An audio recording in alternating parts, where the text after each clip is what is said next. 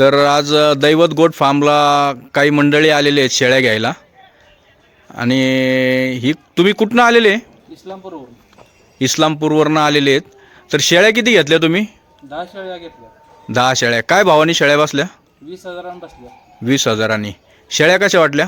शेळ्या एक नंबर आहे त्या. एक मोठं माप आहे. उस्मानाबादी अशा म्हणजे कुठल्या फॉर्मवर बघितलेलं नाही, अशा मापाच्या बघितलेलं नाही. म्हणजे मोठ्या मापात शेळ्या त्या आहेत. मापाच्या सगळ्या आहेत. सौदा कसा वाटला? सौदा एक नंबर आहे. बरं, धन्यवाद.